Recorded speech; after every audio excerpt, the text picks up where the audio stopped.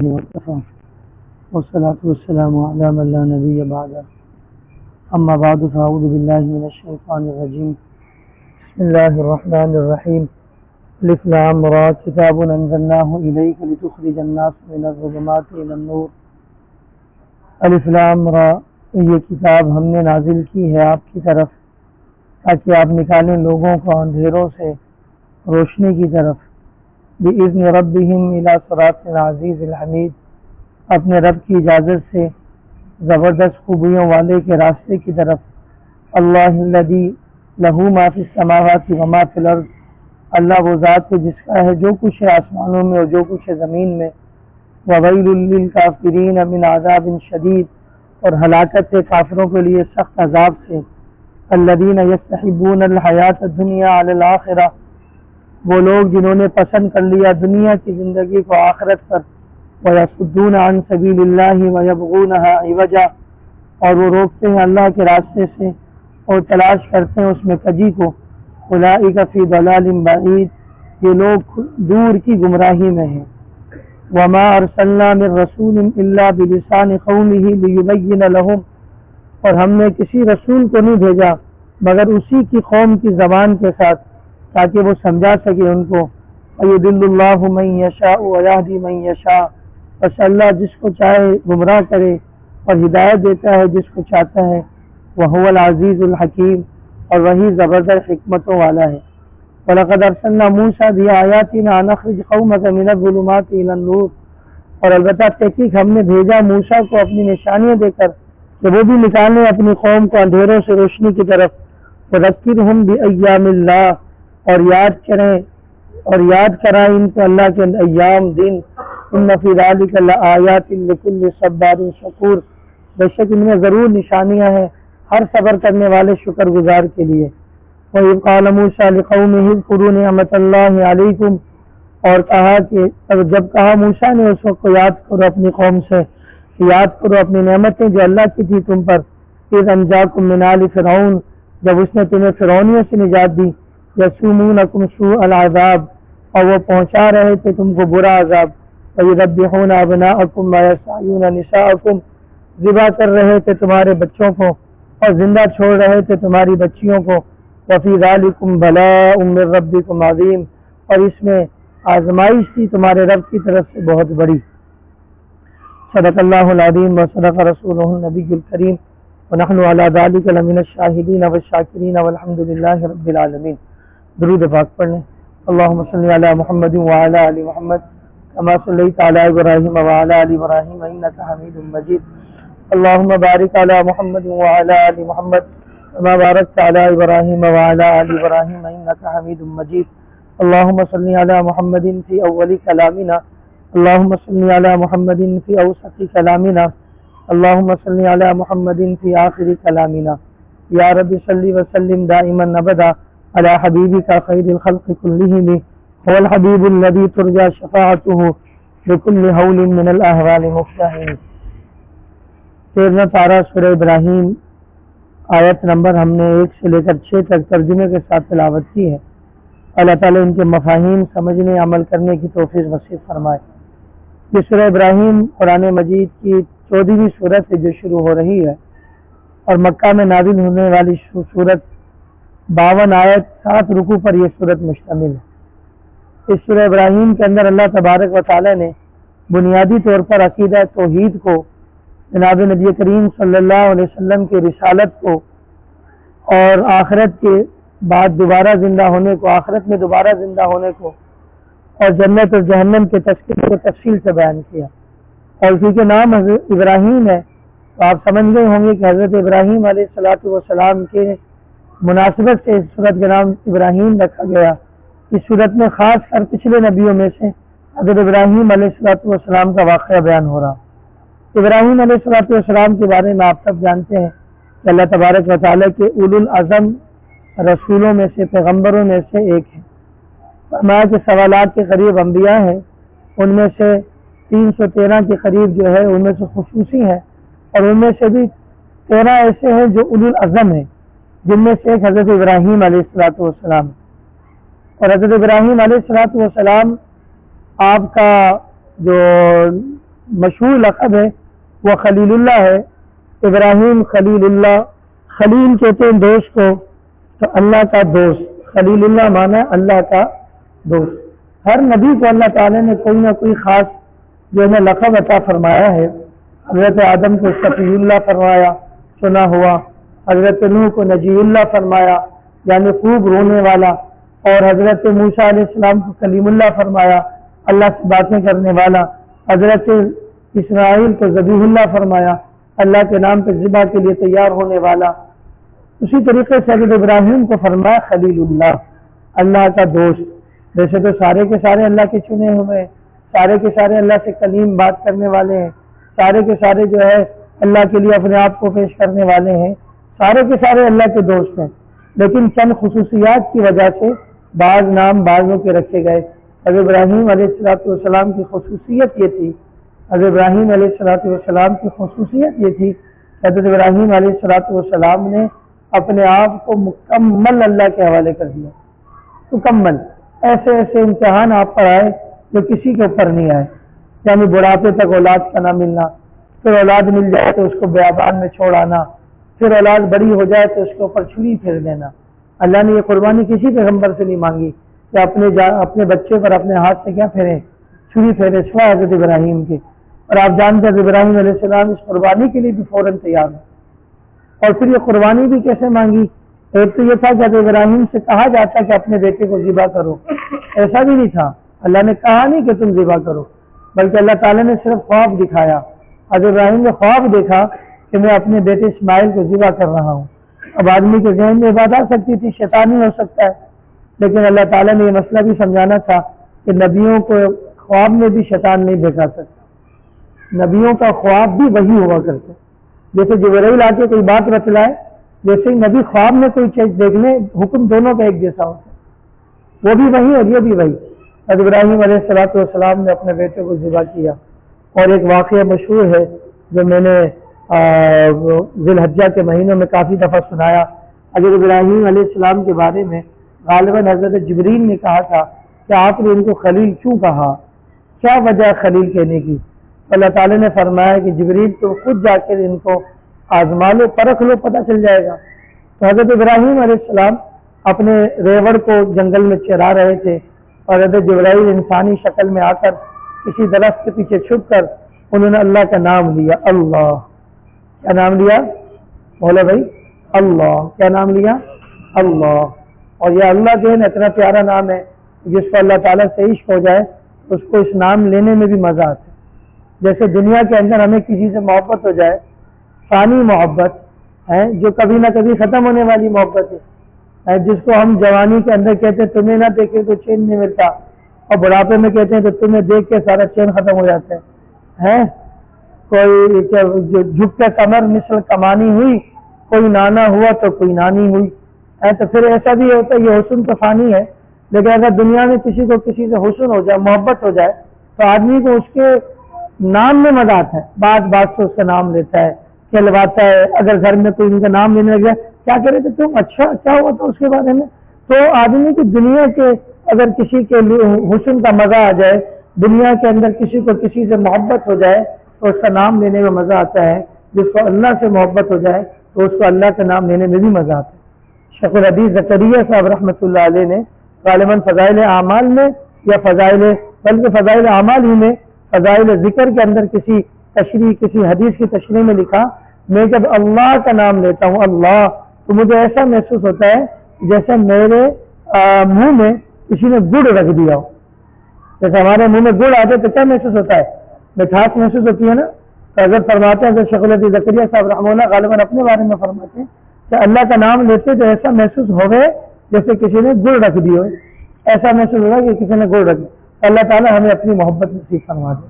حضرت ابراہیم علیہ السلام کو تو اللہ سے محبت کی انتہا درجے کی محبت تھی، تو لفظ اللہ سنا بے قرار ہو گئے کہ میرے محبوب کا نام کس نے لیا. اور بعض علماء سے سنا جیسے خالد محمود سمر شہید رحمۃ اللہ علیہ، وہ فرما رہے تھے کہ جبرائیل علیہ السلام نے وہ تلبیہ پڑھا جو ہم تراویح کے درمیان پڑھتے ہیں. کیا ہے وہ؟ سبحان ذی الملک والملکوت، سبحان ذی العزت والعظمت والہیبت والقدرت والکبریاء والجبروت، سبحان الملك الحي الذي لا ينام ولا يموت سبوح قدوس ربنا ورب الملائكة والروح اللهم اجرنا من النار. یہ تلبیہ پڑھا، یہ دعا پڑھی تو حضرت ابراہیم علیہ السلام کو بڑا مزہ آیا. حضرت ابراہیم نے تلاش کیا کہاں سے آواز آئی، تو اس کو نوجوان کو دیکھا. اگر نوجوان تم نے جو اللہ کا نام لیا وہ دوبارہ ایک دفعہ لے لو. اس نوجوان نے کہا پہلے تو میں نے اپنی مرضی سے لیا تھا، اب تمہاری مرضی ہے تو پھر میں اس کی اجرت لوں گا. میں اسی کا لوں گا اجرت، پیسہ لوں گا. پیسہ مجھے پیسہ دو، کچھ دو گے، اجرت دو گے تو میں تمہارے سامنے کیا کروں گا، اللہ کا نام لوں گا. حضرت ابراہیم علیہ السلام نے کہا یہ میرا آدھا ریوڑ تیرا. جو جانور چرا رہے تھے، جیسے کسی کے پاس کئی گاڑیاں ہوں اس زمانے کے اندر، کہتے آدھی گاڑیاں تمہاری. اس زمانے میں تو جانور گاڑیوں کے مانند ہوتے تھے نا. کہا کہ یہ میرا آدھا ریوڑ تمہارا، بس ایک دفعہ دوبارہ اللہ کا نام لے لو. حضرت جبریل انسانی شکل میں جو پھر اللہ کا نام لیا اللہ. یا دوسری روایت سے بتا دو سبحان ذی الملک والملکوت کی پڑھا. حضرت ابراہیم کو اور لطف آیا. سننے والے ابراہیم ہوں اور نام لینے والے جبریل ہوں اور نام اللہ تعالیٰ کا ہو تو کیا لطف کا سما ہوگا. حضرت جبریل نے کہا کہ اب بھی مزدوری لوں گا، اجرت لوں گا. حضرت ابراہیم نے کہا کہ دوسری جو آدھی ریوڑ بچ گیا ہے میرے جانوروں کا یہ لے لو، لیکن اللہ کا نام لو. اور میں نے پھر اللہ کا نام لیا، دوسرا ریوڑ. اب سارے مال پونجی اللہ کا نام سننے میں دل لگا دیا. ایسا دوست ہوگا، ایسا دوست ہوگا کوئی کہ نام سننے میں اپنے سارے مال کو لگا دیا. پھر حضرت ابراہیم کو محبت بڑھی اور چاہت بڑھی، اور ابراہیم نے پھر کہا کہ ایک دفعہ اور اللہ کا نام لو. کہا کہ اب بھی مزدوری لوں گا. اب کیا دو گے؟ ابراہیم علیہ السلام نے کہا اتنا بڑا ریوڑ چرانے کے لیے چرواہے کی ضرورت ہوتی ہے، چرواہا چاہیے تمہیں. تو میں ابراہیم چرواہے کے طور پر تمہاری غلامی کروں گا، اللہ کا نام لے لوں. تو میں پھر اللہ کا نام لیا. اور پھر اس کے بعد کہا کہ ابراہیم میں در حقیقت فرشتہ ہوں، میں تو امتحان لینے آیا تھا کہ تم خلیل کیوں ہو. آج واقعی پتہ لگ گیا جو اپنے آپ کو صرف نام سننے کے لیے غلامی میں دے دے اس وہ دوست نہیں ہوگا تو اور دوست کون ہوگا. میرے دوست آج اللہ ہمیں اپنے ذات سے، اپنے حبیب سے یہ محبت نصیب فرمائے. صحابہ کرام رضوان اللہ علیہ اجمعین کو اللہ سے اور اللہ کے رسول سے اسی درجے کی محبت تھی. اگرچہ نبی کے برابر تو نہیں ہو سکتے، لیکن نبی کی اس محبت کا نمونہ صحابہ کرام. حضرت ابو بکر صدیق نے دیکھو سارا مال نبی کے ایک قدموں میں ایک دفعہ میں لا کے رکھ دیا ہے جی. اور مال ہی نہیں ہے، جان کی بازی آ رہی ہے. تو حضرت طلحہ غزوہ احد میں غالباً حضرت نبی کریم صلی اللہ علیہ وسلم کے دفاع میں کھڑے ہوئے اور ایسا دفاع کیا کہ حضرت نبی کریم صلی اللہ علیہ وسلم کی طرف بڑھنے والا ہر تیر اور ہر نیزہ اپنے جسم کے اوپر لیا، محبوب پیغمبر کو نہیں لگنے دیا. اور پھر جب زخموں سے چور ہوئے، اب قریب تھا کہ شہید ہو جائیں گے، تو اپنا چہرہ نبی کی طرف کر لیا اور پیٹھ دونوں دشمن کی طرف کر لی. اس کا یہ مطلب نہیں تھا کہ پشت دکھا رہے تھے، بلکہ مطلب یہ تھا کہ چاہت یہ تھی کہ آخری وقت جب میری جان میرے جسم سے جدا ہو تو میرے سامنے نبی کریم صلی اللہ علیہ وسلم کی شکل مبارک. جان دے دی، تیر لگ رہا ہے. ہمارے کو تو ہلکا تو کچھ احساس ہو، ہماری تو کیفیت کہیں ہو جاتی ہے. اگر پتہ لگ جائے کہ مسجد میں کتا گھس گیا، نماز کے اندر محسوس ہو جائے تو کتا گھسا ہے دروازے سے اور پہلی سب کے امام صاحب سے نمازیں متاثر ہونا شروع ہو جاتی. ہماری تو توجہ اتنی خراب ہے. اللہ ہمیں دھیان والی نمازیں نصیب فرما دے. حضرت طلحہ نے تیر کھا لی اپنے اوپر، لیکن نبی کریم صلی اللہ علیہ وسلم کے لیے تو اپنی جان دے دی اور 2 منٹ کے لیے بھی کہیں بیٹھنا گوارا نہیں کیا. صحابہ فرماتے ہیں جب ہم بعد میں شہداء کو ہم نے نکالا تو جہاں پردے کی جگہ نہ ہو، جہاں آدمی دیکھ سکتا ہے، وہاں 70 سے زیادہ زخم حضرت طلحہ کو لگے. آپ سوچو 70 زخم لگے ہوں گے، کتنی تکلیف ہوئی ہوگی. اور وہ بھی تیروں کے زخم، تلواروں کی نوک اور نیزے. لیکن اللہ کے بعد پیغمبر کی دوستی ایسی تھی، اس لیے کبھی کبھی کوئی صحابی کہتا تھا اوصانی خلیلی، اوصانی خلیلی، میرے خلیل میرے دوست نے مجھے وصیت کی. یعنی نبی کریم صلی اللہ علیہ وسلم کے بارے میں کہتے تھے کہ ہمارے خلیل نے ہمیں یہ نصیحت اور وصیت کی.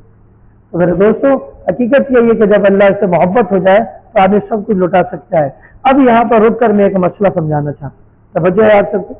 ایک مسئلہ، وہ مسئلہ کیا ہے کہ ہمارے ہاں ایک بحث چھڑ گئی ہے کہ کیا قرآن کی تلاوت کو اجرت لے سکتے ہیں، کیا نیک اعمال کے کرنے پر اجرت لے سکتے ہیں.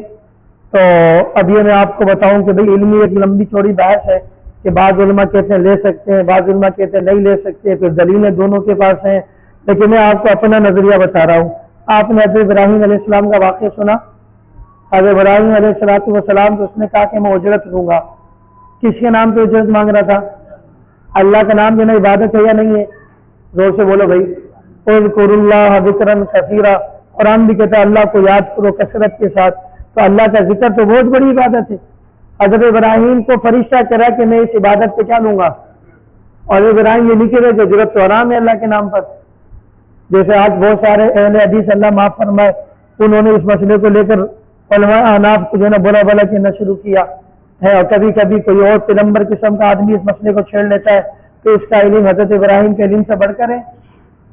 قرآن کہتا ہے واتبع ملت ابراہیم حنیفا، حضرت ابراہیم کی ملت کی اتباع کرو، اور حضرت ابراہیم اللہ کے نام پر یعنی نیک عمل پر اجرت دے رہے ہیں، اور ایسی اجرت دے رہے ہیں کہ اپنے آپ کو غلام بنا رہے ہیں۔ پتہ چلا کہ اللہ کے نام پر اعمال پر جتنی عمدہ اجرت بن سکتی ہے بر آدمی لے سکتے ہیں، کیونکہ نبی سے بڑھ کر کوئی چیز ہو سکتی ہے؟ ہمارے مال نبی سے بڑھ کر ہو سکتے ہیں؟ حضرت ابراہیم نے اپنے آپ کو دے دیا۔ اور ایک واقعہ اور سنا کر اس مضمون کو بس سمجھانے کے لیے کہہ رہا ہوں، دیکھیں بسا اوقات کیا ہوتا ہے کہ علماء کے کسی مسئلے میں اختلاف ہو جاتا ہے، تو اختلاف آدمی بیان کرے سمجھ میں آتا ہے، لیکن کسی ایک عالم کی بات کو یہ کہہ دے کہ یہ حرام کر رہا ہے، یہ غلط ہوتا ہے۔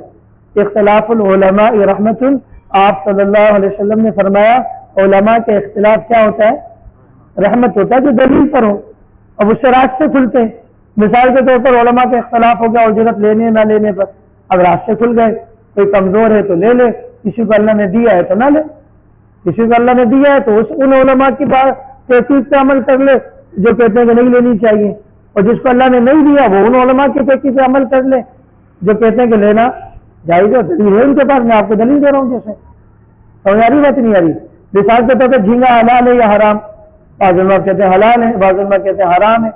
اب جی جس کو جھینگے کے علاوہ کچھ نہ ملے یا جس کو جھینگا کھانے کا زیادہ شوق ہے وہ علماء کے مسئلے، اور یہ نہیں کہتے کہ وہ حرام کھا رہے سور کھا رہے نعوذ باللہ، سمجھ میری بات؟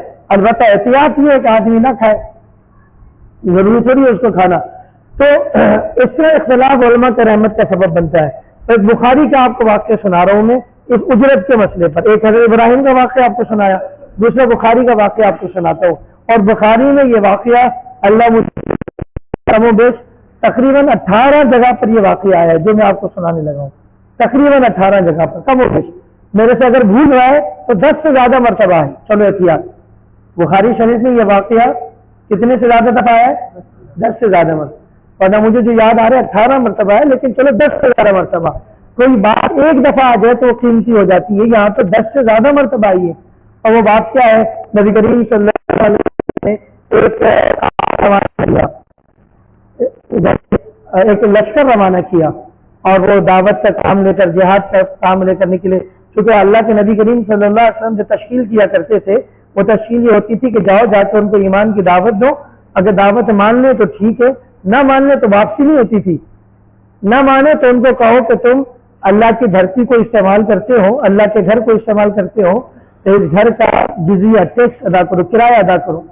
جیسے میرے 2 گھر اگر ہوں، ایک گھر میں رہتا ہوں، دوسرے گھر میں کسی کو رہنے دوں گا تو اس سے کرایہ لوں گا نا، تو یہ اللہ کی زمین ہے نا، وَلِلَّهِ مَا فِي السَّمَاوَاتِ وَمَا فِي الْأَرْضِ، یہ زمین کس کی ہے؟ اللہ کی ہے، تو اللہ تعالیٰ کی دھرتی پر اللہ والے رہیں گے، جیسے میرے گھر میں میرے بندے میرے گھر والے رہتے ہیں، تو اہل ایمان اللہ والے ہیں، تو وہ تو رہ سکتے ہیں بغیر کرائے کے، لیکن کوئی کافر رہے گا تو وہ اجنبی ہے نا، وہ کرایہ دے گا، اور کرایہ لے کر اس پہ تقسیم ہوگا اللہ کے گھر والے، یعنی اللہ کے جو کنبہ ہے، الخلق عیال اللہ، اللہ کے نبی نے فرمایا مخلوق اللہ کا کنبہ ہے، پھر یہ اپنے اوپر استعمال کریں گے۔ اسلامی ریاستیں جہاں ہوتی ہیں وہاں کافروں سے ٹیکس لیے جاتے ہیں، اور جہاں اسلامی ریاست برائے نام کی ہوں وہاں کافروں سے سود پہ پیسے لیے جاتے ہیں، اور پھر اپنا پیسہ بھی ان کو دیا جاتا ہے۔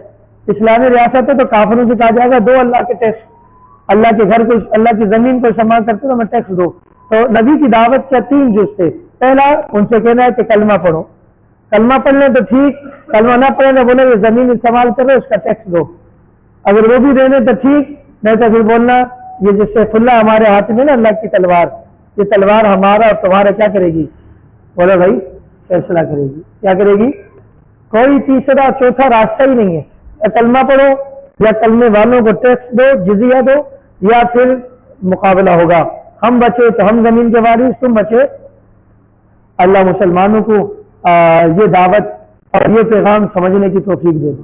آج فلسطین کی جو صورتحال ہے میرے دوستوں، یہی نبی کریم صلی اللہ علیہ وسلم کی اس تعلیم کو چھوڑنے کی وجہ سے.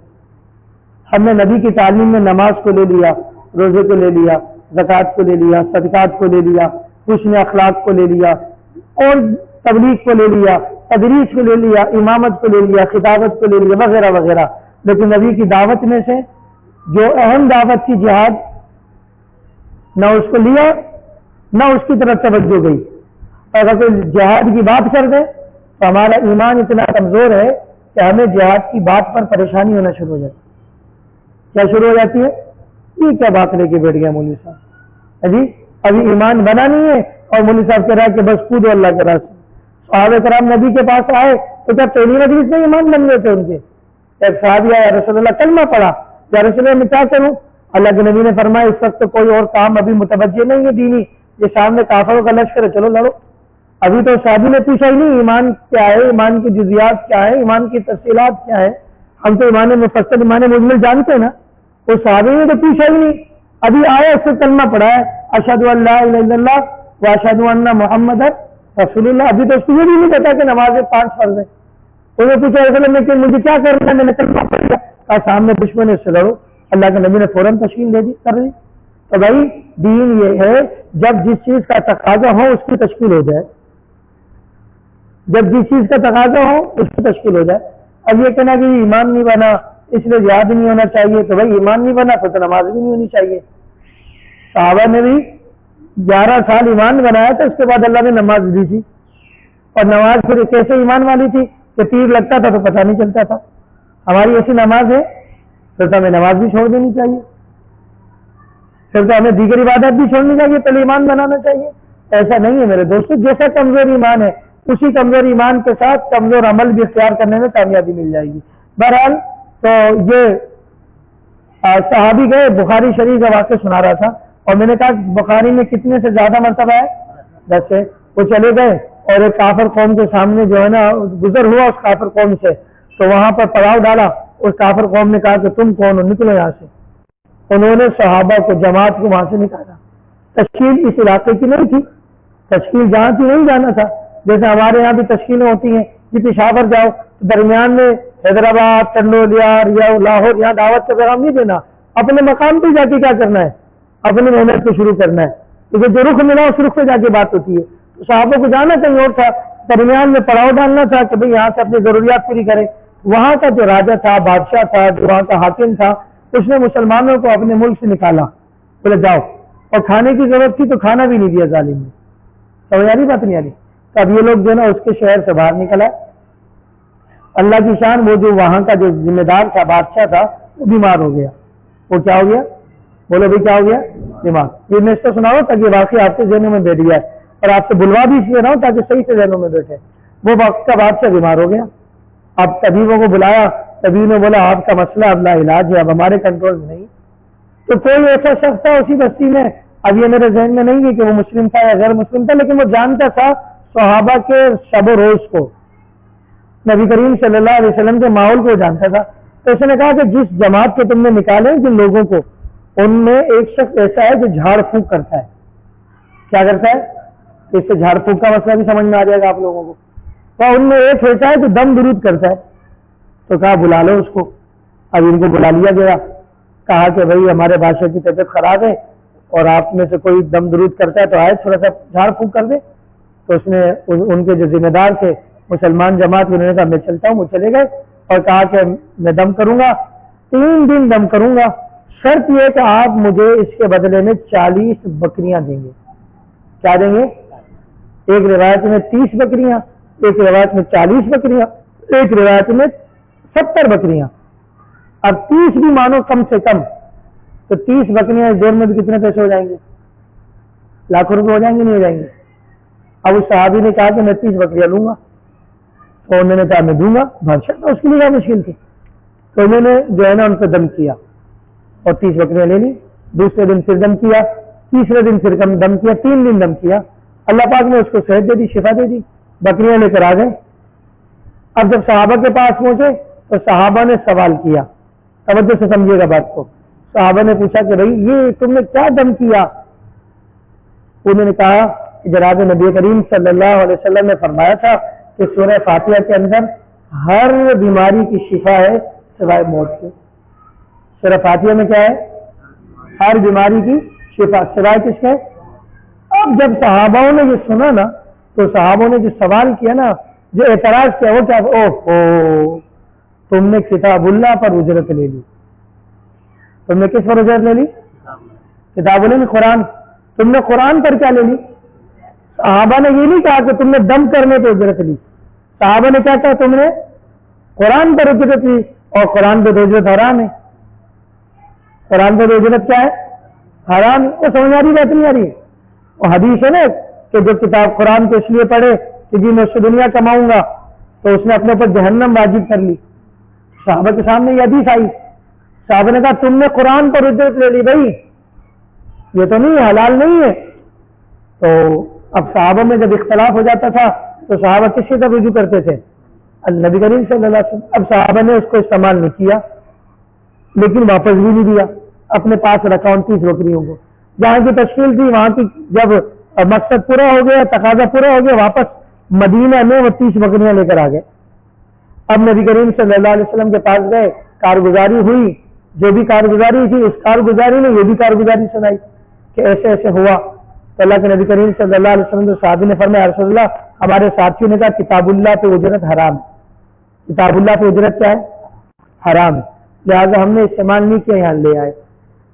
نبی کریم صلی اللہ علیہ وسلم نے جو لفظ فرمائے نا، جو کتاب بخاری کے اندر ہے، میں نے آپ کو کسی اور کتاب کے حوالے سے نہیں بات بتائی۔ کون سی کتاب کے حوالے سے بات بتائی؟ بخاری۔ بخاری کی روایت میں سب معتبر مانتے ہیں۔ تو امام بخاری رحمۃ اللہ علیہ حدیث ذکر کی کہ نبی کریم صلی اللہ علیہ وسلم نے فرمایا کہ سب سے بہترین اجرت وہ ہے جو کتاب اللہ کے بدلے میں ہو۔ نبی کریم صلی اللہ علیہ وسلم نے بھی نام کس چیز کا لیا؟ کتاب اللہ کا، کہ سب سے بہترین اجرت وہ ہے جو کس کے بدلے میں ہو؟ بولو یار، کتاب اللہ کے بدلے میں ہو۔ اب نبی کریم صلی اللہ علیہ وسلم فرمایا کہ تم بھی کھاؤ، اور غالباً یہ الفاظ بھی ہیں اس میں سے میرا بھی حصہ رکھو۔ تو صحابی نے کہا کہ کتاب اللہ کی اجرت لی، نبی بھی فرمائے بہترین اجرت وہ ہے جو کس کے بدلے میں ہو۔ بھائی آدمی ایک بڑھئی کا کام کر کے اجرت لیتا ہے، آدمی مستری کا کام کر کے اجرت لیتا ہے، آدمی دوسرے کام کر کے اجرت لیتا ہے۔ اللہ کے نبی فرمانے بہترین اجرت وہ ہے جو کتاب اللہ کے بدلے میں ہو۔ تو حدیث تو یہ بھی موجود ہے نا۔ اب ایک حدیث کا ایک رخ لے کے کہنا حرام ہے حرام ہے حرام ہے، پھر یہاں کیا کہو گے 30 بکریوں کو؟ اور نبی کریم صلی اللہ علیہ وسلم نے کہا کہ تمہارے لیے، نبی نے عام اعلان کر دیا کہ بہترین اجرت وہ ہے جو کس کے بدلے میں ہو۔ اب دیکھو ہماری مسجد کے اندر امام صاحب نماز پڑھاتا ہے، وہ اجرت لیتا ہے، کسی کو اعتراض نہیں ہوتا۔ ہمارے مدرسے کے اندر قاری صاحب پڑھاتے ہیں، وہ اجرت لیتا ہے، کسی کو اعتراض بولو نا یار نہیں ہوتا۔ لیکن رمضان میں اگر کوئی حافظ صاحب بیچارہ تراویح پڑھاتے تو سب فتوے لگانا شروع کر دیتے کہ یہ تو تراویح وہ اجرت لے رہا ہو، اس کے پیچھے تراویح نہیں ہوگی۔ نہیں سمجھ آ رہی بات؟ کیوں ایسا کرتے ہو بھائی؟ کیوں ایسا کرتے ہو؟ ہمارے گھر میں کوئی مہمان آ جائے تو ہم اکرام کرتے نہیں کرتے؟ ایمانداری سے بتاؤ یار۔ تو اگر ہم نے حافظ کا اکرام کر لیا تو کیا ہو گیا؟ ہاں البتہ اب میں نے حدیثیں دونوں سنا دی نا آپ کو، لیکن میں آپ کو مسئلہ بتاؤں مسئلہ کیا ہے۔ میرے استاد شیخ الحدیث بتفسیر جامع المعقول ابن منقول مفتی اعظم پاکستان حضرت مولانا مفتی زربری خان صاحب رحمۃ اللہ علیہ وہ فرمایا کرتے تھے کہ حافظ کو ایک پلڑے میں رکھو اور دوسرے پلڑے میں سونا تول کے دو، تب جا کے تراویح کا حق شاید ادا ہو جائے۔ وہ فرمایا کرتے تھے کہ دیکھو حدیثوں کا مطلب سمجھو، ہم اور آپ عبادت کریں تو نیت کیا ہو؟ اللہ کی، بولو بھائی، رضا۔ میں نماز پڑھاؤں تو کس رضا سے پڑھاؤں؟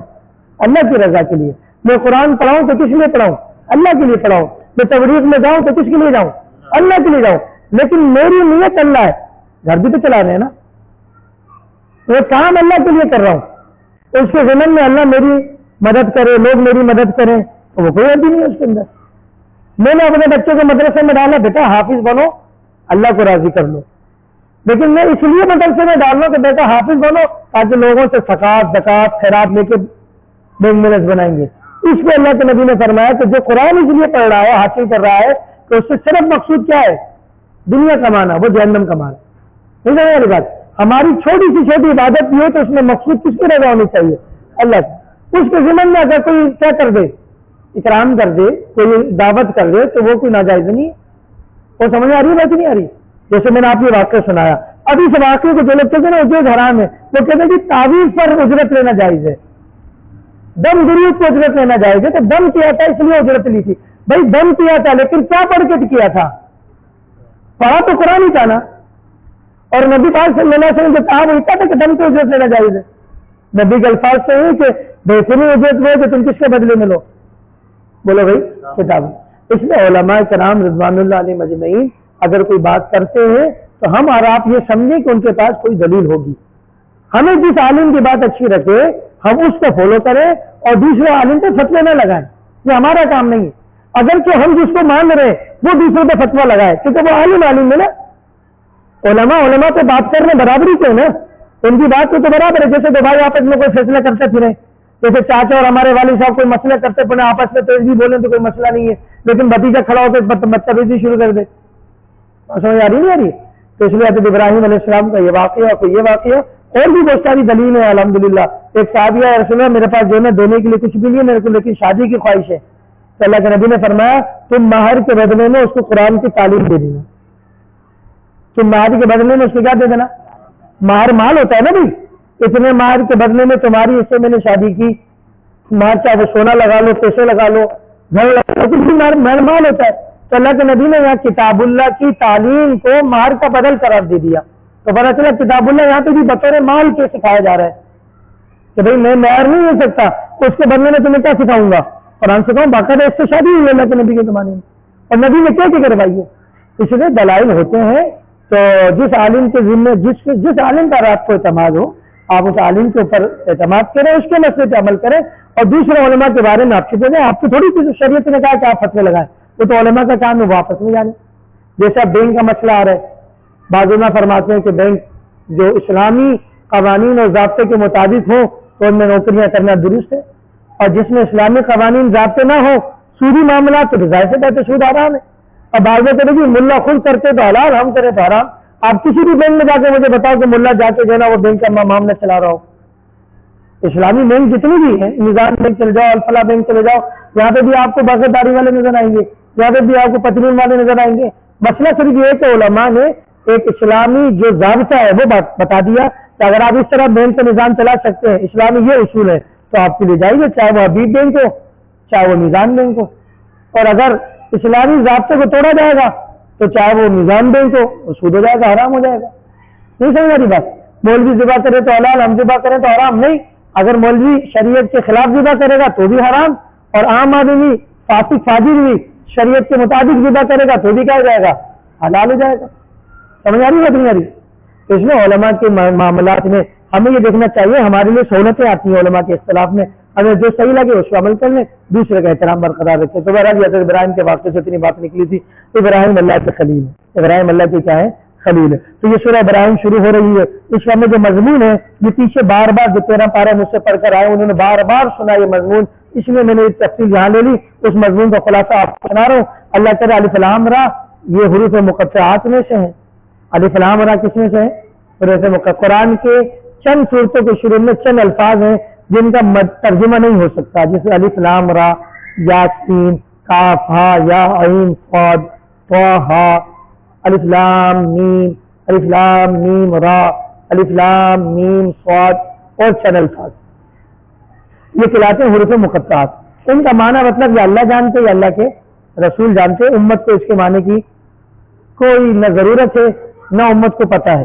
ہاں البتہ ایمان لانا ضروری ہے کہ یہ اللہ کا کلام ہے. یہ بھی ایمان لانا ہم نے، جیسے الحمدللہ رب العالمین قرآن کی آیت ہے، ویسے الف لام را کاف ہا یا انسان یہ بھی اللہ کی قرآن کی کیا ہے؟ آیت. یہ ہمارا امتحان ہے. بھائی تو الحمدللہ رب العالمین ہم سب جانتے ہیں نا، تمام تعریفیں کس کے لیے؟ اللہ کے لیے. سارے جان کا کیا ہے؟ اب اس کو ماننا تو آسان ہو گیا. جو آدمی سمجھ جاتا ہے اس کو ماننا تو آسان ہو جاتا ہے نا. تو الف لام را کو ہم اور آپ کوئی بھی نہیں سمجھ پا رہے، لیکن اللہ کہہ رہا ہے اس کو بھی مانو. یہ امتحان ہے، مانتا یا نہیں مانتا. یا کہے گا بات جس کا کوئی فائدہ نہیں اس کو مان کے کیا کریں؟ بعض لوگ ایسے بھی ہوتے ہیں نا، کوئی مطلب ہی نہیں ہے یہ قرآن کی آیت کہاں سے آ گئی. بعض لوگوں نے ان حروف مقطعات پر اعتراض کیے جن کو مستشرقین کہا جاتا ہے. قرآن کی اور بہت ساری چیزوں کو انہوں نے اعتراض کیا ہے. تو بہرحال یہ ہمارا امتحان ہے کہ ہم جتنے بڑے عالم بن جائیں، علامہ تفتزانی اور علامت دہر بن جائیں، جب یہ آیت پڑھے گا تو کہے گا کامل علم صرف کس کا ہے؟ ہمارا علم ناقص ہے، ہمارا اتنا ناقص ہے. قرآن کی دوسری سورہ شروع ہو رہی ہے الف لام میم سے، ہمیں اس کا شروع کی آیت کا مطلب نہیں پتا. ذالک الکتاب کا مطلب بتائیں گے تو یہ اس کے علم میں سے علم ہوگا جو آپ کو بتائیں گے، ورنہ ہمیں کچھ نہیں پتا. ایسا ہے نہیں. آگے فرمائے کتاب قرآن ہے، ہم نے آپ پر نازل کی تاکہ آپ اس کے ذریعے لوگوں کو اندھیروں سے روشنی میں نکالیں. اندھیروں سے روشنی میں نبی کریم صلی اللہ علیہ وسلم کی آمد، قرآن کا ملنا اس لیے تاکہ اندھیروں سے امت کس میں آ جائے. بھائی بات سمجھ لو. اب امت نے سمجھ لیا اندھیروں سے روشنی میں آنے کا مطلب یہ ہے ربیع الاول میں اندھیروں میں لائٹنگ لگا دو. قرآن نے جو کہا اندھیروں سے روشنی میں آنا، وہ یہ مراد نہیں ہے کہ گھر کے باہر کیا لگا دو، چائنا کا بلب لگا دو. قرآن نے جو کہا اندھیروں سے روشنی میں، اس کا مطلب ہے گمراہی کے راستوں سے ہدایت کے راستے میں آنا. جتنے بھی دین ہیں یہ سارے کے سارے گمراہی اندھیرے، اور دین اسلام جو ہے وہ روشنی. اچھا دیکھو، من الظلمات گمراہی جمع لے کر آیا اللہ، اور نور واحد لے کر آیا، انوار نہیں کا، نور کا. پتا چلا ہدایت کا راستہ ایک ہے اور گمراہی کے راستے بے شمار. اور ہدایت کا راستہ جو ایک ہے وہ کیا ہے؟ حضرت محمد مصطفیٰ صلی اللہ علیہ وسلم کے طریقے. ایسا نہیں. تو ربیع الاول میں بھی کامیابی اس عمل میں ہوگی جو نبی کے طریقے سے ہمیں ملے گا. محرم میں کامیابی اس عمل میں ہوگی جو نبی سے ہمیں ملے گا. بس ایک مولوی صاحب کو میں سننا تھا، عجیب لوگ ہوتے ہیں نا بعض لوگ، کہہ رہا کہ جی ہر چیز بدعت ہے تو مولوی صاحب بھی تو نہیں تھا تو یہ بھی بدعت ہونا چاہیے. ہر چیز بدعت ہے تو بریانی بھی نبی کے زمانے میں نہیں تھی، یہ بھی بدعت ہونی چاہیے. ہر چیز بدعت ہے تو اسپیکر بھی نبی کے زمانے میں نہیں تھا، یہ بھی بدعت ہونی. بھائی بدعت کا تعلق اعمال سے، بدعت کا تعلق کس سے؟ اور بریانی کا تعلق اعمال سے یا کھانے پینے سے؟ اعمال کے لیے ہمارے نمونہ نبی کریم صلی اللہ علیہ وسلم. مثال کے طور پر بھائی کیا کھانا ہے، حلال حرام، اس میں نبی نمونہ ہے. کیسے کھانا ہے، اس میں نبی کیا ہے؟ نمونہ ہے. لیکن بریانی کھائیں، کسی زمانے میں بریانی نہیں تھی، وہ سادہ چاول کھاتے تھے. کسی زمانے میں چاول بھی نہیں تھا، وہ روٹی پہ ہی گزارا کرتے تھے. تو حلال چیز جس زمانے میں مل جائے وہ کھاؤ، اس پہ رکاوٹ نہیں ہے. نبی کریم صلی اللہ علیہ وسلم چیزوں کے اوپر محدود کرنے کے لیے نہیں آئے تھے. چیز سے دنیا میں نعمت جو ملتی جائے اور وہ حرام نہ ہو تو اس کو استعمال کر سکتا ہے آدمی. اس طرح حرام نہیں ہے، استعمال کر لو. پکے گھر بنانا حرام نہیں ہے، بنا سکتے ہو. نہیں سمجھ والی بات. مولوی صاحب کوئی عمل نہیں ہے کہ اب یہ بھی بدعت بن جائے. بدعت ہوگا عمل. نبی کا عمل الیوم اکملت لکم دینکم، دین مکمل ہے نا، تو عمل نبی کا مکمل ہوا. عمل نیا نہیں بنا سکتے، عمل نیا نہیں بنا سکتے. باقی ضروریات تو نئی سے نہیں پیدا ہوں گی ہر آنے والے زمانے کے اعتبار سے. بات سمجھ رہی ہے. اس لیے فرمایا کہ ہدایت کا راستہ ایک، اور وہ کیا ہے؟ محمد رسول اللہ صلی اللہ علیہ وسلم. بِإِذْنِ رَبِّهِمْ إِلَىٰ صِرَاطِ الْعَزِيزِ الْحَمِيدِ. اللہ کے جو زبردست خوبی والا راستے کی طرف بلائیے رب کے حکم سے. اور اللہ کی آسمان و زمین کی ہر چیز سب اللہ کا، ہم اپنے نہیں ہیں. ہم بھی کس کے ہیں؟ اس لیے کسی کے مرنے پر کیا پڑھایا ہے؟ انا للہ و انا. بھائی مچا کوئی مرا تو حدیث سنت کیا ہے کہ اب انا للہ پڑھو. تو انا للہ کا معنی کیا ہے؟ انا للہ، ہم بھی اللہ کے ہیں اور ہمیں بھی اللہ کی طرف جانا ہے. مطلب ہمارا باپ دادا تایا اور دادا دوست بیوی کوئی بھی دنیا سے اگر گیا ہے تو یہ کوئی اجنبی کی بات نہیں ہے. ہم بھی اللہ کے ہیں کہ ہم بھی چلے جائیں. تو ساری ملکیت ہے اللہ کی، مالک اللہ ہے. جب مالک اللہ ہر چیز کا، تو ہر چیز کو استعمال ویسے کریں جیسے اللہ کا حکم. اور آگے فرمایا کہ جو لوگ کافر ہیں، اللہ کی نعمتوں کو نہیں مانتے، ان کے لیے بڑا سخت عذاب ہے. اور فرمایا جن لوگوں نے دنیا کی زندگی کو آخرت سے ترجیح دی اور لوگوں کو اللہ کے راستے سے روکا اور طبیعت تلاش کی، اور کیا تلاش کی؟ دین میں کمزوریاں تلاش کی. نہیں جاؤ، اس مولوی کے ساتھ نہیں بیٹھنا، یہ تو تمہیں جہادی بنا دے گا.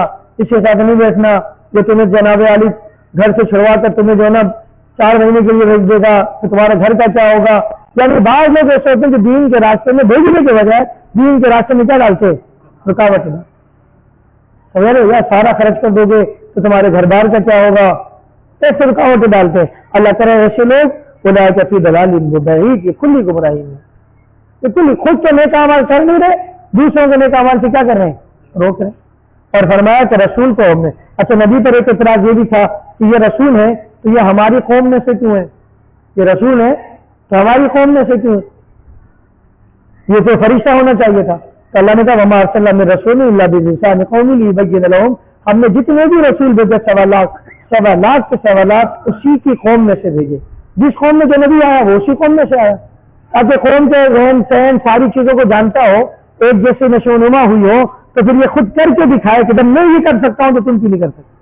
اگر رسول اللہ صلی اللہ علیہ وسلم عرب نہ ہوتے, رسول اللہ صلی اللہ علیہ وسلم انسان نہ ہوتے, تو پھر سونا تو انسان کو ہے نا, فرشتہ تو نہیں سوتا, جن کو نہیں سوتا. سواری بات نہیں آ رہی ہے. تو پھر تہجد میں اٹھنے کی فضیلت تو امت کہتی خود کو تو نیند آتی نہیں ہے نا, ہمیں تہجد میں اٹھانے کی بات کر رہے ہیں. خود کو تو سردی کا احساس نہیں ہوتا نا, ہمیں سخت سردی میں فجر میں مسجد بلا رہے ہیں. تو نبی کریم صلی اللہ علیہ وسلم ہر نبی اسی کی قوم میں سے آیا. سردی گرمی بھوک پیاس صحت بیماری سب اس کو بھی ہوتی تھی, تاکہ وہ ان تمام حالات میں خود عمل کر کے بتائے کہ جب میں انسان ہو کر یہ کر سکتا ہوں تو تم کیوں نہیں کر سکتے. اس نے کہا کہ ہم نے رسول کو نہیں بلکہ ہر رسول کو اسی قوم کے زبان میں سے بھیجا تاکہ وہ سمجھائے. باقی تم نہیں مانتے تو اللہ نے تمہیں گمراہ کیا ضد کی وجہ سے, اور اللہ جس کو چاہے ہدایت دے جس کو چاہے گمراہ کرے وہ زبردست حکمت والا ہے. تو فرمایا تھا کہ موسیٰ کے واقعے کو بھی یاد کرو, وہ بھی اسی لیے آئے تھے کہ قوم کو اندھیروں سے نکال کر روشنی کی طرف لے جائے. اور فرمایا کہ ان کو ایام اللہ یاد دلاؤ. ان کو کیا یاد دلاؤ؟ ایام اللہ, یعنی چند مخصوص ایام یاد کراؤ. جیسے مثال کے طور پر رمضان شریف کے ایام یاد. اور دوسرا معنی اس کا یہ ہے کہ پچھلی قوموں کے واقعات جو عبرت والے ہیں وہ ان کو یاد دلاؤ. جیسے کہ موسیٰ علیہ السلام کو آگ لگا دینا اور فرعون کا اس میں غرق ہو جانا, قوم عاد پر حالات کا یعنی عذاب کا آنا. اسی طریقے سے قوم موسیٰ کے اوپر ایک حال یہ بھی آیا تھا کہ فرعونی ان کے بچوں کو پیدا ہوتے ہی کے ساتھ ذبح کر دیتے تھے اور ان کے بچوں کو زندہ چھوڑا کرتے تھے. یہ بھی سارے حالات سے قوم کو یہ حالات یاد دلاؤ کہ آج تم امن سے ہو تو اس امن میں اللہ کی نافرمانی نہ کرنا. کہیں ایسا نہ ہو کہ اس امن میں اللہ کی ناقدری اتنی بڑھ جائے کہ جیسے پچھلی قوموں نے ناقدری کی ان پر اللہ کا عذاب آیا, تم پہ بھی نہ آ جائے. آج فلسطین کے اندر جو حالات ہیں اس سے ہم اور آپ کو عبرت پکڑنی چاہیے کہ اگر ہم ابھی بھی اللہ کے گھر متوجہ نہ ہوئے تو وہ حالات ہمارے اوپر بھی ہیں. فلسطینیوں کی ویڈیو جو میرے اور آپ کے سامنے آ رہی ہے, آپ جانتے ہیں ان کے ایمان خدا کی قسم وہ ایمان کے اس نہج پر ہے کہ ہم اس نہج پر پہنچ نہیں سکتے. جو اپنے بچوں کو ہاتھ میں اٹھا کے بھی کہہ رہے ہیں کہ ہم بھی چلے جائیں گے لیکن اللہ کے گھر کو کافروں کے حوالے نہیں کر سکتے. اور وہ کہہ رہے کہ مسلمانوں ہمارے لیے یا نہ آؤ, فلسطین کے لیے آؤ. فلسطین نبیوں کی سرزمین ہے, فلسطین مسلمانوں کی ملکیت ہے. بیت المقدس جانتے آپ اللہ تعالیٰ نے سارے نبیوں کو جہاں اکٹھا کیا, یا آسمانوں میں عالم ارواح میں روحوں کو اکٹھا کیا تھا, یا دنیا کے اندر اگر کسی جگہ اللہ نے سارے نبیوں کو اکٹھا کیا تو اللہ بیت اللہ میں بھی تو جمع کر سکتا تھا نا. اللہ مسجد نبوی میں تو جمع کر سکتا تھا. اللہ نے یہاں جمع نہیں کیا, کہاں جمع کیا؟ بیت المقدس میں جمع کیا. تو کچھ تو اس زمین کا اللہ کیا مقام ہوگا نا جہاں 1.25 لاکھ نبی جمع ہو گئے. بیت اللہ میں بھی بہت سے نبی ایسے ہیں جو بیت اللہ میں نہیں آ سکے, انہوں نے نمازیں بیت اللہ کی طرف نہیں پڑھی. بیت المقدس بھی بہت سے نبیوں کا قبلہ رہا ہے, وہ وہیں پیدا ہوئے, بیت المقدس میں رہی, نمازیں پڑھی, بیت المقدس کی طرف ہی رخ تھا ان کا, تو بیت اللہ تک نہیں پہنچ پائے. سمجھ آ رہی بات نہیں آ رہی ہے؟ اور اللہ تعالیٰ نے بیت المقدس کو وہ مقام دیا. بیت اللہ بیت المقدس سے اعلیٰ مقام والے, اس میں کوئی شک نہیں ہے, کیونکہ سب سے اعلیٰ پیغمبر یہاں تشریف لائے. بات سمجھ آ رہی ہے؟ پہلا گھر جو بنایا گیا اللہ کی عبادت کے لیے بیت اللہ ہے. لیکن بیت المقدس کا بھی تو کوئی مقام ہوگا نا کہ بابا آدم سے لے کر جناب نبی کریم صلی اللہ علیہ وسلم تک نبی کی امامت میں وہاں نماز پڑھ رہے ہیں. بیت اللہ میں ایسی جماعت نہیں ہوئی. جتنے اللہ والوں کی نماز میں اضافہ ہو وہ نماز اتنی قیمتی ہوتی ہے نا, ایسا ہے نہیں ہے بھائی. میں نے بہت سارے ساتھی کو کہا کہ بھائی کراچی اجتماع میں ہمیں جو نماز ہے یہاں پہ نماز کم از کم پڑھو. اتنے لاکھوں لوگ ہوتے ہیں, شاید کوئی 2-4 اللہ والے ایسے ہو جن کے سجدوں سے اللہ ہمارے سارے سجدے قبول کر لے. تو آپ سوچو بیت المقدس میں وہ جو نماز معراج کی رات ہوئی ہے 1.25 لاکھ کے قریب سجدہ والے ایسے کہ جن کے سجدہ 100% قبول ہے, انبیاء علیہ الصلوۃ والسلام. تو کیا مقام ہوگا اس بیت المقدس کا؟ آج وہ یہودیوں نے وہاں پر ظلم تشدد بربریت کے پہاڑ توڑے ہوئے, اور مسلمانوں میں تو 40 سال سے اوپر والے جو ہیں ان کو تو اجازت دی جاتی کہ وہاں نماز پڑھ کے چلے جائیں. 40 سال کے نیچے والوں کو نہیں دی جاتی. جب حالات خراب ہوتے ہیں تو پھر تو بالکل اجازت نہیں ہوتی نماز کی. تو وہاں پر جو فلسطین میں مسلمان جو لڑ رہے ہیں وہ در حقیقت صرف مسلمانوں کی جنگ نہیں ہے، وہ مسلمانوں کی یعنی متفقہ جو ایک جائیداد ہے، مسلمانوں کی متفقہ جو یادگار ہے، یہ اس کی جنگ ہے. اس کے یہ سب کے لیے لازم ہے کہ میرے اور آپ کے لیے بھی لازم ہے. میری بات نہیں آ رہی ہے؟ ہم وہاں پہنچ نہیں سکتے لیکن کم سے کم دعائیں تو کر سکتے ہیں نا. تو اللہ کے لیے فلسطینیوں کے لیے دعائیں کرو، خوب دعائیں کرو. تم سوچو نا، ہم اپنے بچوں کو کھلا کر رات کو سلا رہے ہیں، ہمارے بچے پنکھوں میں سو رہے ہیں، ہم سکون سے چل رہے پھر رہے ہیں، تو بیچارے نماز میں بھی کھڑے ہوتے ہیں تو پتہ نہیں سلام سے پہلے دنیا سے چلے جاتے ہیں. رات کو سوئے ہوتے سوتے رہ جاتے ہیں، اور پانی ان کا بند، بجلی ان کی بند، گیس ان کا بند. اگر یہ ساری چیزیں ہوگی تو چلانے کے لیے کوئی چیز ان کے پاس نہیں، رہنے کے لیے گھر ان کے اوپر. کیا آزمائش ان کے اوپر آئی ہے. اور اللہ اپنوں کو آزماتا ہے. اللہ کن کو آزماتا ہے. یہ جو بعض لوگ خباثت کر رہے ہیں نا، ان کے اعمال ایسے ہیں، یہی ہونا چاہیے. خدا کی قسم یہ جملہ بڑا خطرناک ہے. ہم دکھ میں بھی ان کا ساتھ نہیں دے سکتے. گھر کے اندر کو نقصان ہو جائے تو ہم اپنے بھائی سے جھگڑا ختم کر دیتے نہیں کر دیتے؟ جھگڑے کی بات کرتا کوئی؟ مل کر نقصان کو ختم کرنے کی کوششیں کرتے ہیں. تو اس وقت مسلمانوں کو ہماری ضرورت ہے، ان کے لیے خوب دعائیں کریں. اور ان مسلمانوں کی ایک بڑی مدد کیا ہے؟ دعاؤں کے ساتھ ساتھ اپنے آپ کو اللہ کی طرف متوجہ کرنا. کیونکہ ہمارے اعمال کی کمزوریوں سے حالات آتے ہیں. ہم سب کے اعمال کمزور ہیں، صرف بیت مقدس والوں کی بات نہیں، ان کے اعمال تو افضل ہیں. دیکھو وہ ایک گھر کے لیے اپنی جان پان جمع پونجی سب لٹا رہے ہیں. سمجھ بات نہیں. اللہ تعالیٰ ہمیں ان کے دکھ کو دکھ سمجھنے کی توفیق نصیب فرمائے اور انہیں باعزت رہیں گے نصیب فرمائے. وآخر دعوانا ان الحمدللہ رب العالمین. الحمدللہ رب العالمین والعاقبۃ للمتقین والصلاۃ والسلام علی سید الانبیاء والمرسلین. یا رب لک الحمد ولک الشکر کما ينبغي لجلال وجهك وعظیم سلطانک. اللهم لك الحمد كما انت اهل فصل وسلم على سيدنا محمد كما انت اهل وفعل بنا ما انت اهله فانك اهل التقوى واهل المغفرة. ولا کریم ہم سب کے حاضر قبول فرما. ولا کریم ہم سب کے تمام صغیرہ کبیرہ گناہوں کو معاف فرما. ولا کریم ہم سب کے حال پر رحم فرما، کرم فرما، خیر و رافت والا معاملہ فرما. ولا کریم فلسطینیوں کی مدد و نصرت فرما. ولا کریم فلسطینیوں کی مدد و نصرت فرما. ولا کریم فلسطینیوں کی مدد و نصرت فرما.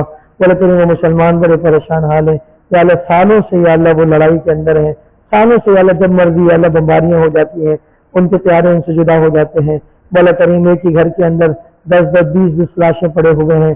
مولا پورے یا اللہ فلیٹ یا اللہ جن کے اندر کئی 100 افراد کی رہائش ہے، سارے کے سارے دب گئے، ان کی لاشیں بھی نہیں نکالی جا رہی ہیں. مولا کریم یا اللہ بہت آزمائش کی چکی میں پس گئے. مولا بنی اسرائیل پہ بھی ظلم تشدد کے پہاڑ ٹوٹے تھے. یا اللہ آپ نے موسیٰ کلیم کو بھیجا تھا، یا اللہ ان کے لیے مسیحا بنا کر مولا کریم فلسطینیوں کے لیے بھی کسی کو مسیحا بنا دے. مولا کریم فلسطینیوں کے لیے بھی کسی کو مسیحا بنا دے. مولا کریم فلسطینیوں کے لیے بھی کسی کو مسیحا بنا دے. مولا کریم میں مسیحا بننے کے لیے تیار ہوں. یہاں جتنے بھی افراد موجود ہیں، بوڑھے بچے جوان، مولا سب درد رکھتے ہیں، سب فلسطینیوں کے لیے مسیحا بننے کے لیے تیار ہیں. مولا کریم ہمیں اسباب نصیب فرما دے. مولا ہمیں پہنچنے کا ذرائع نصیب فرما دے. مولا کریم ہمیں ان کی مدد تک یا اللہ جانے کے لیے ہمت تو ہے، یا اللہ ہمیں وہاں کے لیے اللہ اسباب میسر فرما دے. اللہ ہمارے حکمرانوں کے پاس سارے اسباب موجود ہیں. مولا انہیں غیرت نصیب فرما دے. مولا انہیں غیرت نصیب فرما دے. انہیں ان کے دکھ کو اپنا دکھ سمجھنے والا بنا دے. مولا کریم انہیں ان کے دکھ کو اپنا دکھ سمجھنے والا بنا دے. مولا کریم مسلمان بے حیث ہو چکے ہیں، یا اللہ افراد کی قوت میں بھی، یا اللہ مالی قوت میں بھی، یا اللہ ٹیکنالوجی کی قوت میں بھی آج کا مسلمان کسی کافر سے پیچھے نہیں ہے. یا اللہ ان کے پاس اگر فروز میزائل ہے تو ہمارے پاس بھی بابر میزائل موجود ہے. مولا ان کے پاس ترکیبی میزائل ہے، یا اللہ تو ہمارے پاس بھی تو غوری میزائل موجود ہے. مولا ان کے پاس ڈیری کٹر بم ہے تو ہمارے پاس بھی تو یا اللہ شاہین موجود ہے اور دیگر موجود ہے، الخالد موجود ہے، جو تھنڈر موجود ہے. مولا کریم ذرات موجود ہے. مولا کریم اگر ہمارے حکمرانوں میں نہیں ہے تو مولا اسلامی درد نہیں ہے، مسلمانوں کا احساس نہیں ہے. مولا کریم جذبہ جہاد نہیں ہے. مولا کریم ان کو یہ نصیب فرما دے. مولا کریم مسلمانوں کی فلسطینیوں کی مدد فرما دے. مولا کریم ان کی مدد فرما دے. مولا کریم بڑے پریشان حال ہیں، جو ویڈیو آ رہی ہے مولا کریم یا اللہ تلے کا منہ کو آ رہا ہے. مولا کریم یا اللہ ان کی اس پریشانی کو دور فرما دے. چین اور سکون راحت والی نمازیں نصیب فرما دے. مولا انہیں چین اور سکون والی عبادات نصیب فرما دے. مولا ان کے پیارے دنیا سے چلے گئے. مولا کریم وہ پورے خاندان دنیا سے چلے گئے. بعض ایسے بچے جن کا پورا ددیال منیال سب ملیا میٹ ہو گیا، وہ ننھا سا بچہ 6 مہینے کا 7 مہینے کا 2 مہینے کا موجود ہے، باقی سب ہلاک ہو گئے۔ مولا کریم اس بچے کا یا اللہ مسیحا فرما دے، اس بچے کا بھی اللہ کوئی دستگیر اور یا سہارا کسی کو بنا دے۔ مولا کریم مسلم حکمرانوں کو دین غیرت نصیب فرما دے۔ مولا اس میں ہمارا بہت بڑا قصور ہے، جب ہماری حکومت کے لیے الیکشن ہوتے ہیں ہم ظالموں کو ووٹ دیتے ہیں، ہم فاجروں کو ووٹ دیتے ہیں، ہم گنہگاروں کو ووٹ دیتے ہیں، کسی کو زبان کے نام پر دیتے ہیں، کسی کو لسانیت کے نام پہ دیتے ہیں، کسی کو پارٹی کے نام پہ دیتے ہیں۔ یا اللہ ہم نے کبھی بھی کسی کو ووٹ یا اللہ اسلام کے نام پہ نہیں دیا۔ مولا کریم یا اللہ اس نام پہ نہیں دیا کہ یہ دین کا درس رکھنے والا ہے، یہ اسلامی نظام کو لا سکتا ہے۔ مولا کریم ہم بھی قصوروار ہیں، ہمارے اس قصور کو بھی معاف فرما۔ مولا کریم ہمیں دینی قیادت کو ووٹ دینے والا بنا، دینی رہنماؤں کو آگے لانے والا بنا۔ مولا کریم یا اللہ دینی میں رہنما بھی کمزور ہے، مولا کم از کم وہ زانیوں سے تو بہتر ہیں، وہ شرابیوں سے تو بہتر ہیں، وہ چوروں سے تو بہتر ہیں۔ مولا کریم وہ ان سے تو بہتر ہے، جب مہنگائی ہو تو وہ کہتے ہیں کہ اگر ٹماٹر تمہارے افورڈ کرنے کے قابل نہیں تو نہ کھاؤ ٹماٹر، تم مرغی نہیں خرید سکتے تو نہ خریدو مرغی۔ کوئی اگر حادثے میں مر جائے تو ہمارے حکمران کہتے ہیں اتنے بڑے ملک میں چھوٹے موٹے حادثے تو ہوتے رہتے ہیں۔ مولا کریم ہمیں وہ حکمران نصیب فرما جو یہ سوچے کہ میں اسلام آباد میں ہوں، اگر سندھ کے کسی کونے میں اور ٹاؤن کے کسی گھر میں بھی کوئی بھوکا مرا تو قیامت میں میرے سے پوچھا جائے گا۔ یا اللہ ہمیں ایسے حکمران نصیب فرما دے، ان حکمرانوں کو آگے لانے والا بتاتے۔ یا اللہ افغانستان کے طالبان اس کا نمونہ بن رہے ہیں، بولا ہمیں اسی طرح کے حکمران نصیب فرما دے۔